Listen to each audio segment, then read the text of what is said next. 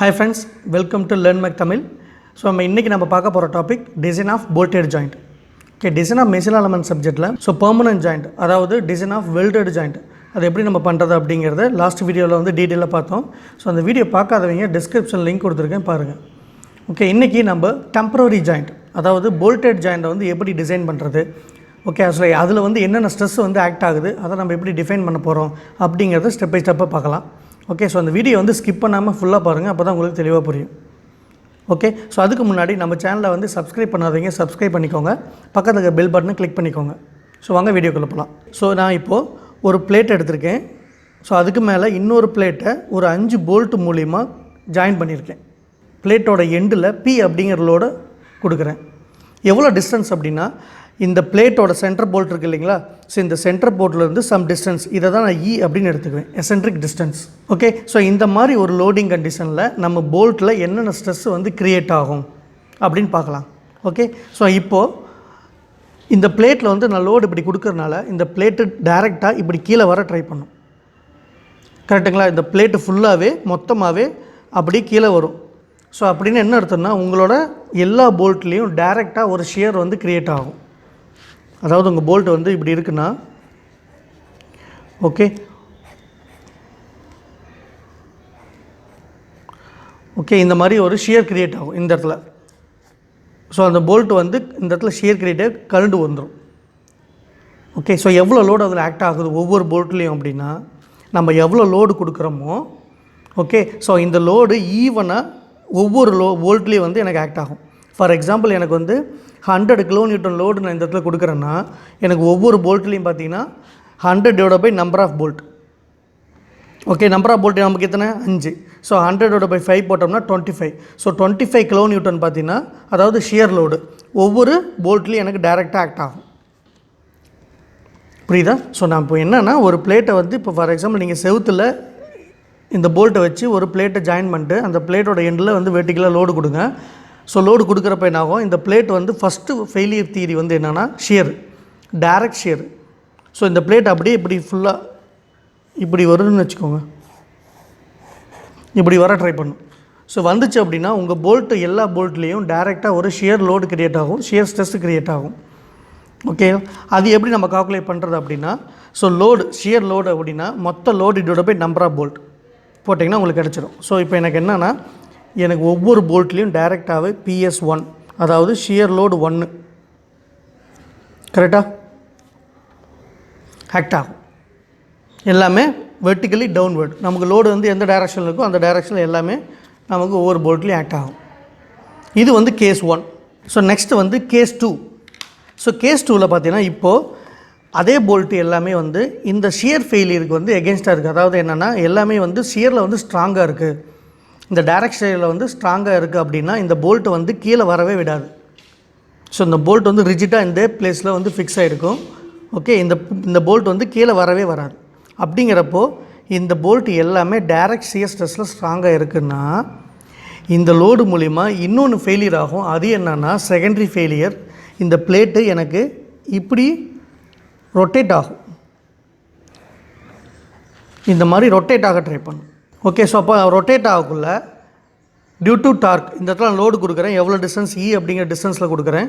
So இந்த பிளேட்டிலேருந்து நமக்கு இந்த இடத்துல எனக்கு க்ரியேட் ஆகிற டார்க் மூலிமா இந்த பிளேட்டு இப்படி ரொட்டேட் ஆகும். இந்த ரொட்டேட் ஆகிறதுனால எல்லா போல்ட்டுமே எனக்கு ரொட்டேட் ஆகும். ஸோ அதில் வந்து எனக்கு டார்ஷனல் ஷியர் ஸ்ட்ரெஸ் க்ரியேட் ஆகும். அது எவ்வளோ எனக்கு க்ரியேட் ஆகுது, ஸோ அந்த லோடு ஒவ்வொரு போல்ட்லேயும் எவ்வளோ வந்து ஆக்ட் ஆகும். இப்போ நார்மலாக வந்து டைரெக்டாக வந்து இந்த மொத்தமாக நீங்கள் கொடுக்குற லோடு ஒவ்வொரு போல்ட்டுக்கும் தனித்தனியாக நம்ம கொடுத்துட்டோம். அது ஃபஸ்ட்டு கேஸ் 1. கேஸ் 2வில் இந்த பிளேட்டு இப்படி ரொட்டேட் ஆச்சுன்னா இப்போ ஒவ்வொரு போல்ட்லையும் எவ்வளோ லோடு ஆக்ட் ஆகும். ஓகே, ஸோ நான் இப்போ எடுத்திருக்கேன் case 2. So secondary shear load on each bolt. இப்போ அதே தான் இந்த பிளேட்டை வந்து எனக்கு என்ன ஆகுதுன்னா இப்படி வந்து ரொட்டேட் ஆயிடுச்சு.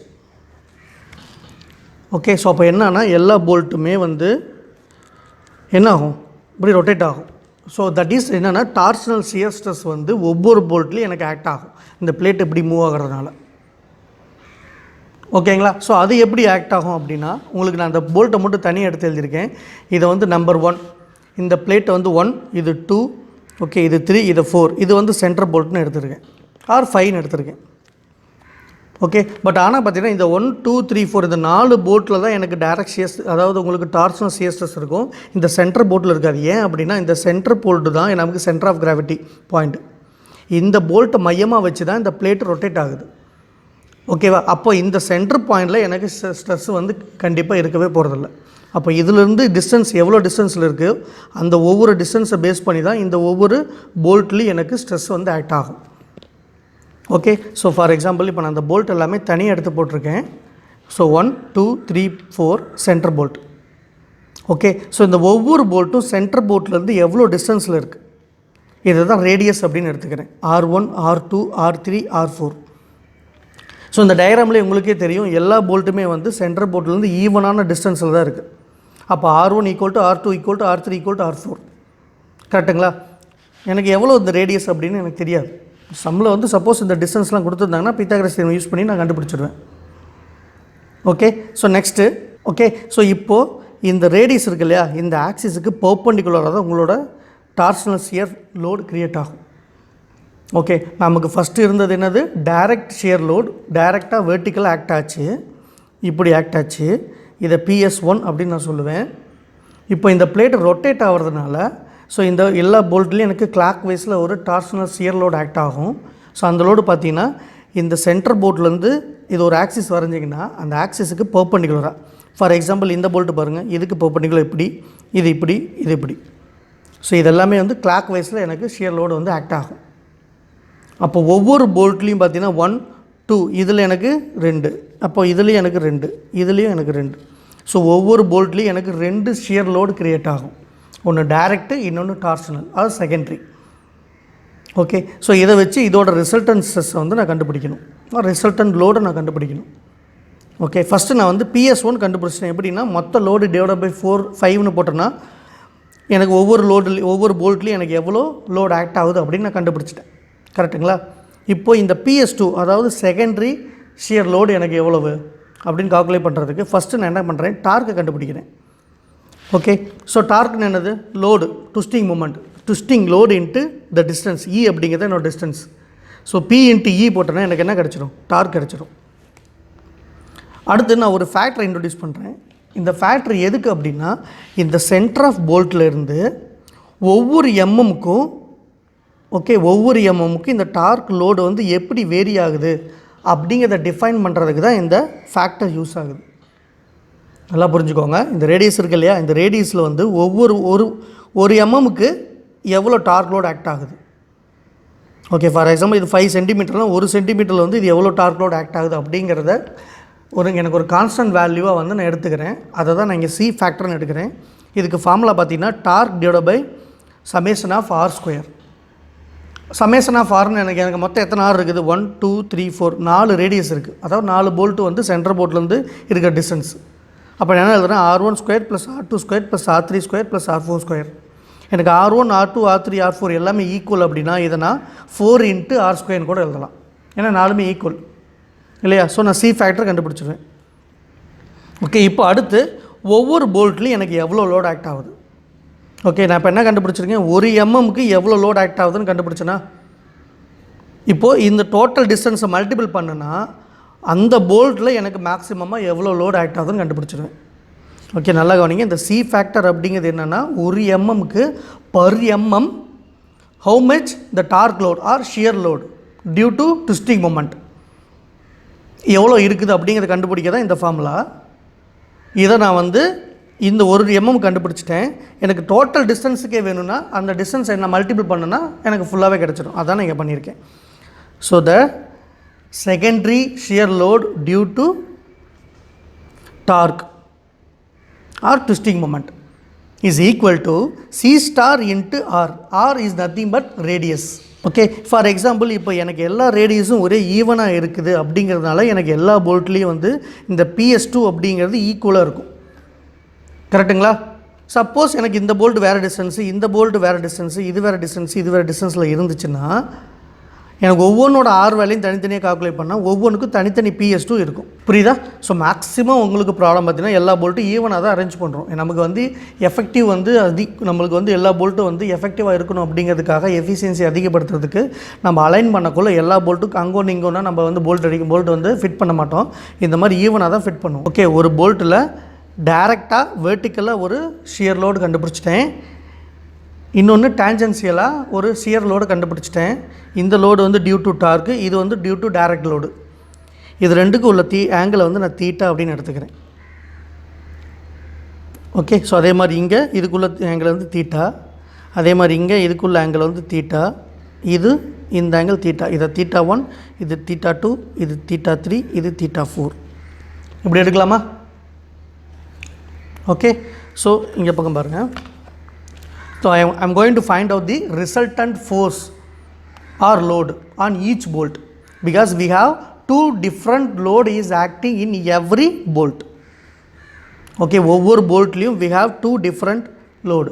So one is direct shear, the another one is the shear load due to the twisting moment. Okay, so இதோட theta 1, theta 2, theta 3, theta 4. இப்போ ஃபார் எக்ஸாம்பிள் உங்கள் டயக்ராம்லேயே பாருங்கள், இந்த theta 1, theta 4 சப்போஸ் இதோட ஹரிசாண்டல் டிஸ்டன்ஸும் வெர்டிக்கல் டிஸ்டன்ஸும் ஈக்குவலாக இருக்குது. For example இந்த பக்கம் ஹரிசாண்டலாக 5 சென்டிமீட்டர், வெர்டிக்கலாக 5 சென்டிமீட்டர் அப்படின்னா கண்டிப்பாக நமக்கு இந்த ஆங்கிள் என்னவாக தான் இருக்க போகுது? 45 டிகிரியாக தான் இருக்க போகுது. கரெக்டாக? ஸோ அப்போ theta 1 45 degree, theta 2 also 45 degree, theta 3 என்ன வரும்? இது எப்படி இங்கே போடுங்க, இது 90, இது 45, 135 வரும், இதுவும் 135 வரும். ஓகேவா? அப்போது load, so the maximum load, the resultant load is acting only at node bolt 1 and 2. கரெக்டுங்களா? எப்போவுமே பார்த்தீங்கன்னா உங்களுக்கு லோடு எங்கே இருக்குதோ அதுக்கு பக்கத்தில் இருக்கிற இந்த போல்ட்டில் தான் உங்களுக்கு வந்து காம்படேட்டிவ் எக்ஸாமுக்கு கேட்பாங்க. இந்த 4 போல்ட்டில் வந்து எந்த போல்ட்டில் வந்து மேக்ஸிமம் த ரிசல்டன் லோடு இருக்கும் அப்படின்னு கேட்பாங்க. ஓகே, அப்போ நீங்கள் என்ன ஆன்சர் பண்ணணுன்னா போல்ட் நம்பர் 1. இந்த போல்ட் நம்பர் 1லேயும் போல்ட் நம்பர் 2லேயும் நமக்கு ஈவனான மேக்ஸிமம் வந்து ரிசல்டன் லோடு இருக்கும். ஓகே, ஸோ நான் இந்த ரெண்டு உங்களுக்கே தெரியும், ஒரு சிஎஸ்டஸ் ஆர் ஒரு ஷியர் லோடு இப்படி இருக்குது, இன்னொரு லோடு வந்து இப்படி ஆங்கிள் இருக்குது, தீட்டா ஆங்கிள் இருக்குது அப்படின்னா லோடு P1, இது P2 எடுத்துக்கிட்டிங்கன்னா ரெண்டுமே ஷியர் லோடு அப்படின்னா இதோட ரிசல்டன்ட் போடுறது உங்களுக்கு ஃபார்முலா தெரியும். என்னது? PS1 square plus PS2 square plus 2 PS1 PS2 cos theta. நம்பருக்கா உங்களுக்கு வெல்டிங்கில் நம்ம போட்டிருப்போம், இது வந்து τ1, இது τ2ன்னு போட்டிருப்போம். இதுக்கு formula τ1 square plus τ2 square plus 2 τ1 τ2 cos தீட்டான்னு போட்டிருப்போம். கரெக்டுங்களா? அது ஷியர் ஸ்ட்ரெஸ்ஸு. அந்த ஸ்ட்ரெஸ்ஸும் ஏன்னா ஏரியா வந்து நம்ம 4 போல்ட்டுக்கு ஒரே ஏரியா தான், கிராஸ் செக்ஷனல் ஏரியா. அப்போ ஏரியா வந்து கான்ஸ்டண்ட்டாக வெளியே எடுத்திங்கன்னா உள்ளே வந்து என்ன இருக்கும்? ஷியர் லோடு மட்டும்தான் இருக்கும். ஸோ அதை தான் நீங்கள் போட்டிருக்கேன். ஷியர் லோடும் போடலாம், இல்லை ஷியர் ஏரியா ஷியர் ஸ்ட்ரெஸ்ஸும் போடலாம். So square root of PS1 அப்படிங்கிறது டைரக்ட் ஷியர் லோடு, PS2 அப்படிங்கிறது shear load due to twisting moment plus 2 PS1 PS2 cos theta. Theta அப்படிங்கிறது ஃபார் எக்ஸாம்பிள் நீங்கள் ஒவ்வொன்றுக்கும் நீங்கள் கண்டுபிடிக்கலாம். போல்ட் நம்பர் 1ஓட W கண்டுபிடிக்கலாம், அங்கே தீட்டா 1 போடுங்க, W2னா தீட்டா 2, W3னா தீட்டா 3, W4னா தீட்டா 4. ஓகே, ஸோ இந்த மாதிரி ஒவ்வொன்றுக்கும் தீட்டா வேல்யூ மாற்றி அதோட W வேல்யூ டைரெக்டாகவே கண்டுபிடிச்சிடலாம். Okay, then after that you can find out the diameter. அதாவது நம்மளோட எய்ம் என்ன? Design of bolt. போல்ட்டோட டயாமீட்டர் நம்ம கண்டுபிடிக்க போகிறோம் இல்லையா? So W equal to area into stress. So உங்களுக்கு மேக்ஸிமம் அலோபிள் சிஎஸ் ஸ்ட்ரெஸ் வந்து சம்மில் கொடுத்துருப்பாங்க, அந்த ஃபார்முலா யூஸ் பண்ணிக்கோங்க, அந்த வேல்யூ யூஸ் பண்ணிக்கோங்க. நம்ம இங்கே கண்டுபிடிச்சது சப்போஸ் இப்போது போல்ட் 1லேயும் 2லேயும் எனக்கு மேக்ஸிமம் லோடு இருக்குது, 3லேயும் 4லேயும் இதை விட கம்மியான லோடு இருக்கும். நீங்கள் எந்த லோடை வந்து டிசைன் பண்ண போவீங்க? எப்பவுமே நம்ம மேக்ஸிமம் லோடுக்கு தான் டிசைன் பண்ணுவோம் இல்லையா? அப்போ போல்ட் 1லேயும் 2லேயும் எனக்கு என்ன லோடு கிடச்சிருக்கோ அதை தான் மேக்ஸிமம் லோடு நான் கண்டுபிடிப்பேன். இது எனக்கு தெரியும், இது தெரியும். π/4 டி ஏரியா வந்து π/4 டிசி அப்படிங்கிறது கோர் டயா ஆஃப் யுவர் போல்ட். இதில் வந்து இந்த வேல்யூ நான் கண்டுபிடிச்சிடும். ஸோ இதை யூஸ் பண்ணி ஒரு ப்ராப்ளம் பார்க்கலாமா? Okay, now I am going to take the same, அதே கண்டிஷன் தான் எடுத்திருக்கேன். ஒரு பிளேட்டு, இன்னொரு பிளேட்டு மேலே இருக்குது. ஸோ அந்த பிளேட்டு வந்து ஒரு ப்ராக்கெட் வச்சு, ப்ராக்கெட்டில் எண்டில் வந்து ஒரு 100 kN லோடு ஆக்ட் ஆகுது. எவ்வளோ டிஸ்டன்ஸ்னால் இந்த போல்ட்டோட சென்டர் ஆஃப் கிராவிட்டி G அப்படிங்கிற இடத்துல வந்து 600 mm டிஸ்டன்ஸில் எனக்கு லோடு ஆக்ட் ஆகுது. ஓகேவா? ஸோ 2 போல்ட்டுக்கு நடுவில் கேப் வந்து 150. ஒவ்வொரு போல்ட்டும் இந்த இதுலேருந்து சென்ட்ரலேருந்து வந்து பார்த்திங்கன்னா வெர்டிக்கலாக 75. அப்போ அதே மாதிரி இதுவும் இந்த பக்கம் 75, இந்த பக்கம் 75. ஓகே, ஒவ்வொரு போல்ட்டும் ஹரிசாண்டலாக 75 mm, வெர்டிக்கலாக 75 mm வந்து டிஸ்டன்ஸில் இருக்குது. ஓகேங்களா? இப்போ நம்ம என்னென்ன ஃபார்மில் யூஸ் பண்ணோமோ அதே ஃபார்மில் யூஸ் பண்ணி இதுக்கு நம்ம போல்ட்டை வந்து டிசைன் பண்ணலாம். சரியா? ஃபஸ்ட்டு நம்ம என்ன சொல்லியிருக்கேன், டைரக்ட் ஷியர் லோடு. ஸோ இப்போ எனக்கு ஆக்ட் ஆகிற இந்த 100 kN ஒவ்வொரு போல்ட்லேயும் ஈவனாக எனக்கு ஆக்ட் ஆகும். அதுதான் என்னோட direct load. Number of bolt எத்தனை நமக்கு இங்கே 4. அப்போ 100 / 4 போடுங்க. ஸோ 100 kN / 4 போட்டிங்கன்னா 25 kN கிடைக்கும். So 25 kN is nothing but PS1, direct shear load. அதை நான் PS1 அப்படின்னு எடுத்திருக்கேன். ஓகே, ஸோ அப்போது எனக்கு ஒவ்வொரு போல்ட்லேயும் டைரெக்டாக PS1 இதுவும் 25, இதுவும் 25 ஆக்ட் ஆகும். கரெக்டுங்களா? இப்போது நெக்ஸ்ட் கண்டிஷன், மறுபடியும் அதே ஃப்ரீ பாடி டயக்ராம் வரைஞ்சிருக்கேன். G அப்படிங்கிறது என்னோடய சென்டர் ஆஃப் கிராவிட்டி. சரிங்களா? ஸோ இதை மையமாக வச்சு தான் அந்த பிளேட்டு ரொட்டேட் ஆக போகுது. ஸோ அந்த பிளேட் ரொட்டேட் ஆகிறப்போ ஒவ்வொரு போல்ட்டு எவ்வளோ டிஸ்டன்ஸில் இருக்குது, R1, R2, R3, R4. Okay, தென் இந்த ஒவ்வொரு போல்ட்டும் ஹரிசாண்டலாக எவ்வளோ டிஸ்டன்ஸில் இருக்குது, 75, வெர்டிக்கலாக 75. அப்போ R வேல்யூ எவ்வளோங்க இருக்கும், பித்தாகரஸ் தியரம் யூஸ் பண்ணுங்கள். 75² + 75² ஸ்கொயர் ரூட் போட்டிங்கன்னா R1 கிடச்சிடும். R1 is nothing but R2, R3, R4. ஏன்னா எல்லா போல்ட்டுமே ஈவனாக சென்டர் பாயிண்ட்லேருந்து ஹரிசாண்டலாக வெர்டிக்கலாக 75 mm டிஸ்டன்ஸில் இருக்குது. கரெக்டுங்களா? அப்போது R1, R2, R3 வேல்யூ நான் ஃபஸ்ட்டு அதை கண்டுபிடிச்சிட்டேன். So R1 = R2 = R3 = R4. R is nothing but 75² + 75² square root போட்டிங்கன்னா R கிடச்சிடும். Rஓட வேல்யூ 106.06 mm. ஓகே, இப்போ நான் அதே மாதிரி ப்ரைமரி லோடு கண்டுபிடிச்சோம் இல்லைங்களா, டைரக்ட் லோடு. இப்போ secondary shear load due to torque or twisting moment, plate rotate ஆகிறதுனால ஏற்படக்கூடிய ஷியர் லோடு. அதுக்கு நான் என்ன கண்டுபிடிக்கணும், டார்க் கண்டுபிடிக்கணும். ஃபஸ்ட்டு இதிலே இருக்கு இல்லையா வேர்டு, டார்க் முதல் கண்டுபிடிங்க. டார்க்குக்கு ஃபார்முலா என்ன சொல்லியிருக்கேன், லோடு இன்ட்டு த எசென்ட்ரிக் டிஸ்டன்ஸ். இந்த லோடுனால இந்த பாயிண்ட்டை வச்சு தான் ரொட்டேட் ஆக போகுது இந்த பிளேட். கரெக்டுங்களா? அப்போ அதாவது rotating twisting load into the distance 100 × 600, 100 kN × 600 போட்டிங்கன்னா 60,000 kN/mm கிடச்சிடும். ஓகே, நெக்ஸ்ட்டு நான் என்ன சொல்லிக்கிறேன், நெக்ஸ்ட்டு என்ன பண்ணணும், 1 mmக்கு, அதாவது இந்த சென்டர் ஆஃப் கிராவிட்டியிலேருந்து 1 mm டிஸ்டன்ஸுக்கு பர் mmக்கு எவ்வளோ லோட் ஆக்ட் ஆகுது அப்படின்னு கண்டுபிடிக்கிறதுக்கு I have the formula torque divided by summation of R². So torque divided by R1² + R2² + R3² + R4². எல்லா ஆருமே சேம். கரெக்டுங்களா? எல்லாம் ஒரே டிஸ்டன்ஸில் தான் எனக்கு இருக்குது, R1, R2, R3. ஏன்னா எல்லா போல்ட்டுமே ஹரிசாண்டலாக வெர்டிக்கலாக 75 mm தான் இருக்குது. அப்போ எல்லாமே ஈக்குவலாக தான் இருக்குது. அப்போது 4 × R² நான் போடலாம். கரெக்டாக? ஸோ 4 × 106.06 த ஹோல் ஸ்கொயர் போடுறேன். எனக்கு RC ஸ்டார் வேல்யூ எனக்கு எவ்வளோ கிடச்சிருக்குதுன்னா 1.33. இந்த 1.33ஆல் எல்லா ரேடியஸையும் மல்டிபிள் பண்ணிங்கன்னா ஒவ்வொரு போல்ட்லேயும் எவ்வளோ ஷியர் லோடு ஆக்ட் ஆகுதுன்னு கண்டுபிடிச்சிடலாம். ஓகேங்களா? R1, R2, R3, R4 எல்லாம் ஈக்குவல் அப்படிங்கன்னா நான் என்ன பண்ணிக்கிறேன், த secondary load on the each bolt PS2 is nothing but C star into R, because R எல்லா போல்ட்டுக்கும் சேம். அதனால் ஈவனாக ஒரே ஒரு ஃபார்முலா. இந்த PS2 தான் எல்லா போல்ட்லேயும் தனித்தனியாக ஆக்ட் ஆக போகுது. PS2 கண்டுபிடிச்சிட்டேன். PS2ங்கிறது 141.05 kN, இது 25 kN. ஸோ டைரெக்டாக டவுன்வர்டில் 25 kN ஆக்ட் ஆகுது. ஷியராக டான்ஜென்சியலாக எனக்கு எவ்வளோ ஆக்ட் ஆகுது, 141.05 kN ஆக்ட் ஆகுது. இது ரெண்டுக்கும் நடுவில் இருக்கிற ஆங்கிள் தீட்டா. இப்போ நான் ஒரு போல்ட்டில் 2 டிஃப்ரெண்ட் ஷியர் லோடு ஆக்ட் ஆகுது. அப்போ இது ரெண்டையும் நான் வச்சு ஒரு ரிசல்டன்ட் இப்படி இருக்குமா, இந்த ரிசல்டன்ட் ஷியர் லோடு நான் கண்டுபிடிக்கணும். அதுக்கு ஃபார்முலா உங்களுக்கே தெரியும். Okay, the resultant load on bolt 1 and 2. ஏன் 1 and 2 நான் ரெண்டுக்கும் ஒரே மாதிரி இருக்குன்னா, ரெண்டுக்கும் theta value same. Okay, so இதுக்கும் 45. ஏன்னா நான் ஃபஸ்ட்டே சொல்லியிருக்கேன், ஹரிசாண்டல் டிஸ்டன்ஸ் 75, வெர்டிக்கல் டிஸ்டன்ஸ் 75. அப்போ obviously this angle will be 45 degree. கரெக்டாக? அப்போ இது 45னா இதுவும் 45 தான்.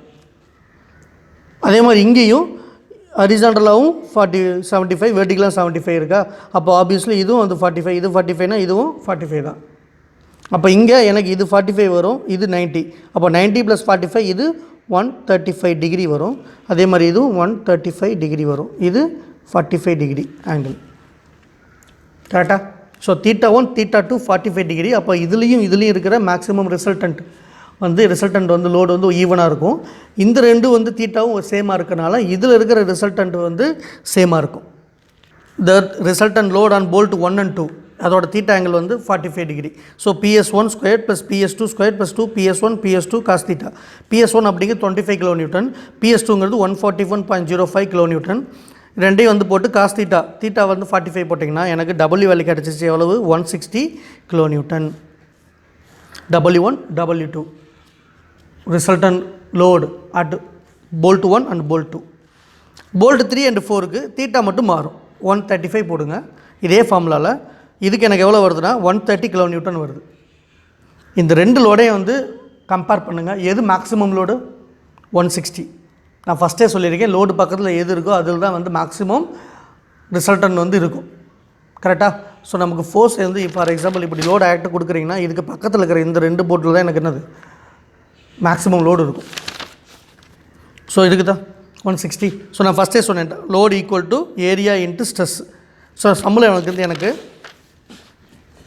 இந்த மேக்ஸிமம் சிஎஸ் ஸ்ட்ரெஸ் வந்து எவ்வளோன்னு கொடுத்துருக்காங்க? 65 மெகா பாஸ்கல் அவங்களே கொடுத்துட்டாங்க. ஸோ 65 மெகா பாஸ்கல் சப்ஜெக்ட் பண்ணுறேன். W வேல்யூ எனக்கு தெரியும் 160 கிலோ நியூட்டன். ஸோ இதை வச்சு நான் DC கண்டுபிடிச்சிட்டேன். DC வந்து எனக்கு 56 mm வருது. அதாவது M56 பெரிய சைஸ் போல்ட்.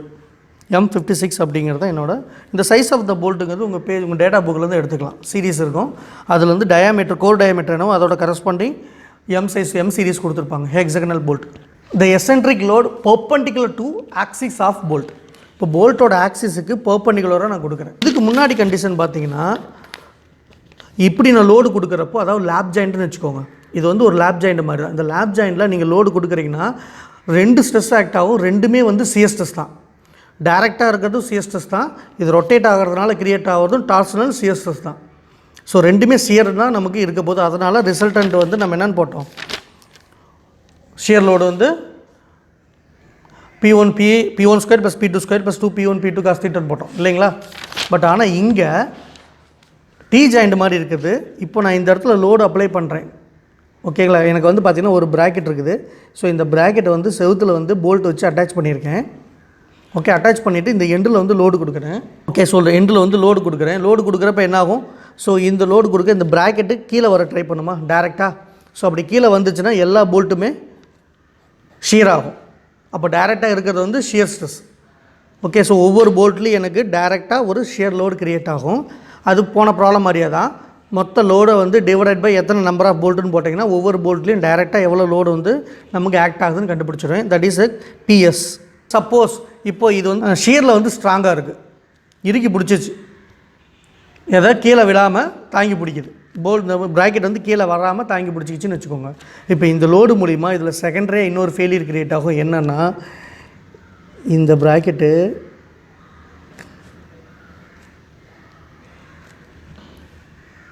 ஓகே இப்படி என்ன ஆகும்? பெண்ட் ஆகுமா? ஆர் இப்படி வந்து வெளியே வர ட்ரை பண்ணும். இப்படி வெளியே வர ட்ரை பண்ணுச்சுன்னா உங்கள் போல்ட்டில் என்ன ஸ்ட்ரெஸ்ஸு க்ரியேட் ஆகும்? இந்த போல்ட்டை ஸ்டீச் பண்ணும்.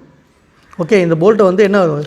இங்கே போல்ட்டு போட்டு டைட் பண்ணிட்டீங்க, இந்த பிளேட் அப்படியே வெளியே இந்த ரிமூவ் ஆகுது அப்படின்னா உங்கள் போல்ட் வந்து ஸ்டீச் ஆகுமா? அப்போ ஸ்டீச் ஆச்சுன்னா என்ன லோடு ஆக்ட் ஆகுதுன்னு அர்த்தம்? Tensile. So tensile stress create ஆகுது. அது மூலிமா ஒவ்வொரு போல்ட்லேயும் ஆக்ட் ஆகிற லோடு வந்து பார்த்திங்கன்னா டென்சைல் லோடு. ஸோ அதை எப்படி நம்ம கண்டுபிடிக்கிறது? இதுக்கும் அதே ப்ரொசீஜர் தான், ஒன்றும் வந்து கவலைப்படாதீங்க. இங்கே இது பெண்ட் ஆகிறதுனால எனக்கு கிரியேட் ஆகிறது என்னது? பெண்டிங் மொமெண்ட்டா? ஸோ இதோட distance E. Load into distance போட்டோன்னா எனக்கு மொமெண்டம் கண்டுபிடிச்சிடுவேன். ஓகே, தென் இங்கேயும் நான் ஒரு ஃபேக்டர் கண்டுபிடிக்கிறேன். ஒரு எம்எம்முக்கு எவ்வளோ வந்து லோடு, அந்த டென்சைல் லோடு ஆக்ட் ஆகுது அந்த போல்ட்டில் அப்படின்னு கண்டுபிடிக்க போகிறேன். அங்கே வந்து ஷியர் லோடு வந்து ஒரு எம்எம்க்கு எப்படின்னு கண்டுபிடிச்சோம் இல்லையா? இங்கே அதே மாதிரி ஒரு எம்எம்க்கு டென்சைல் லோடு வந்து எப்படி ஆக்ட் ஆகுதுன்னு கண்டுபிடிக்க போகிறேன். அதுக்கு இங்கே அங்கே டார்க்கு போட்டேன், இங்கே மொமெண்ட் பெண்டிங் மொமெண்ட் போடுறேன், அவ்வளோதான் டிஃப்ரெண்ட். ஸோ பெண்டிங் மொமெண்ட் எவ்வளோ போய் அங்கே ஆர்னு போட்டேன் இல்லையா? பிகாஸ் ரொட்டேஷன் ரேடியஸ், லாங்கிடியூடின்னா லென்த்து போடுவோம். அதே மாதிரி இங்கே சமேஷன் ஆஃப் L² போட்டிருக்கேன். ஓகே, ஸோ இங்கே என்னென்னா L1 அப்படிங்கிறது பிளேட்டு எதை பொறுத்து வந்து இது வந்து பெண்ட் ஆகுதுன்னா இந்த ஆக்சிஸ் இல்லையா? ஸோ இந்த இதுலேருந்து போல்ட்டு ஃபஸ்ட்டு எவ்வளோ டிஸ்டன்ஸில் இருக்குது, செகண்ட் போல்ட்டு எவ்வளோ டிஸ்டன்ஸில் இருக்குது. இது L1, இது L2. ஓகேங்களா? இப்போ ஃபார் எக்ஸாம்பிள் பார்த்தீங்கன்னா எனக்கு 2 போல்ட் இருக்குது. 2 போல்ட் L1 டிஸ்டன்ஸில் இருக்குது, 2 போல்ட்டு L2 டிஸ்டன்ஸில் இருக்குது. So L1 square, L1 square, L2 square, L2 square. So which means 2L1 square plus 2L2 square. That is my summation of L square. நீங்கள் இல்லை sir எனக்கு புரியலைன்னா L1 square plus L1 square plus L2 square plus L2 square இப்படி தனியாக கூட எழுதிக்கோங்க. Next ஒவ்வொரு போல்ட்லேயும் எவ்வளோ டென்சைல் லோடு எனக்கு ஆக்ட் ஆகுது. இந்த C ஸ்டார் அப்படிங்கிறது என்னது, ஒரு எம்எம்முக்கு எவ்வளோ டென்சைல் லோடு அப்படிங்கிற கண்டுபிடிக்க தான் இந்த formula. Load divided by mm into அதோட லென்த்து போட்டிங்கன்னா, கரஸ்பாண்டிங் லென்த்து போட்டிங்கன்னா you can find out the tensile load acting at each bolt. ஓகேங்களா? ஸோ லோடு எப்போவுமே வந்து லென்த் அதிகமாச்சு அப்படின்னா லோடு அதிகமாகும். இப்போ உங்களுக்கு எதில் மேக்ஸிமம் லோடு க்ரியேட் ஆகும், எது இப்போ அதிகமாக வெளியே வந்திருக்கு, இந்த லோடு தான். அப்போ இதில் தான் எனக்கு மேக்ஸிமம் டென்சைல் லோடு க்ரியேட் ஆகும். கரெக்டாக? அப்போ போல்ட் இது வந்து நான் வந்து 1, இதை 2, இதை 3, இதை 4 அப்படின்னு எடுத்துக்கிறேன். அப்போ 2 and 3ல் தான் எனக்கு மேக்ஸிமம் டென்சைல் லோடு க்ரியேட் ஆகும். 1 and 4ல் மினிமம் டென்சைல் லோடு க்ரியேட் ஆகும். கரெக்டாக? ஏன்னா இதோட டிஸ்டன்ஸ் கம்மி, இதுக்கு தான் டிஸ்டன்ஸ் அதிகம். ஸோ இங்கே தான் எனக்கு ப்ராக்கெட் வந்து மொத்தமாக அதிகமாக வெளியே வருது. அதிகமாக வெளியே வர அது ரொம்ப ஸ்டீச் ஆகும். ஸ்டீச் அதிகமாச்சுன்னா அதில் டென்சைல் ஸ்ட்ரெஸ் அதிகமாகும். டென்சைல் ஸ்ட்ரெஸ் அதிகமாச்சுன்னா டென்சைல் லோடும் அதிகமாக இருக்கும். ஸோ பைஆக்சியலாக ஒன்று ஷியரு, இன்னொன்று டென்சைல். ஒன்று நார்மல் ஸ்ட்ரெஸ்ஸு, இன்னொன்று ஷியர் ஸ்ட்ரெஸ்ஸு. ஸோ ஒரு நார்மல் ஒரு லோடும் ஒரு ஷியர் லோடு இருந்துச்சுன்னா அங்கே நமக்கு ரிசல்டன் வந்து எப்படி இருக்கும், மேக்ஸிமம் பிரின்சிபல் தியரி இல்லையா, மேக்ஸிமம் பிரின்சிபல் ஸ்ட்ரெஸ் என்ன போடுவோம், sigma t divide by 2 plus square root of sigma t divide by 2 the whole square plus tau square. ஞாபகம் இருக்கா? இப்போ இதே ஃபார்முலாவில் தான் எனக்கு ஏரியா வந்து சேம். ஏரியா வெளியே எடுத்து கேன்சல் பண்ணிங்கன்னா மீதி எனக்கு என்ன இருக்குது, லோடா. இது என்னென்னு மாறும் எனக்கு, சிக்மா டினா பிடியா, PT divide by 2 square root of PT divide by 2 the whole square plus டவுக்கு வந்து பிஎஸ். இந்த ஃபார்முலா தான் நீங்கள் போட்டிருக்கேன். WS equivalent shear load. இதுக்கு வந்து இதை மட்டும் போட்டேங்க. இல்லை அப்படின்னா உங்களுக்கு இன்னும் சிம்பிள் பண்ணால் WT டிவைட் பை 2 போடுங்க, கிடச்சிடும். அதாவது இந்த லோடு டிவைட் பை 2 போட்டிங்கன்னா WS கிடச்சிடும். WT equal to area into stress. So maximum normal stress வந்து உங்களுக்கு அலோவபிள் ஸ்ட்ரெஸ் கொடுத்துருப்பாங்க அந்த மெட்டீரியல், போல்ட் மெட்டீரியலுக்கு. அதை வச்சு இதோட டயாமீட்டர் நம்ம கண்டுபிடிச்சிடலாம். ஓகேங்களா? கான்செப்ட் ஒன்று தான்.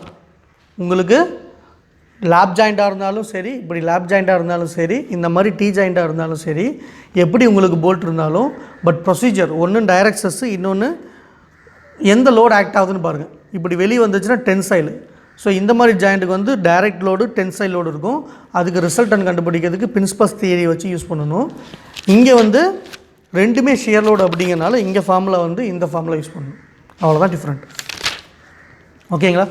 ஸோ இந்த வீடியோ பிடிச்சிருந்தா லைக் பண்ணுங்கள், உங்கள் ஃப்ரெண்ட்ஸுக்கு ஷேர் பண்ணுங்கள், மறக்காமல் நம்ம சேனலை சப்ஸ்கிரைப் பண்ணுங்கள். Okay, thank you and Jai Hind.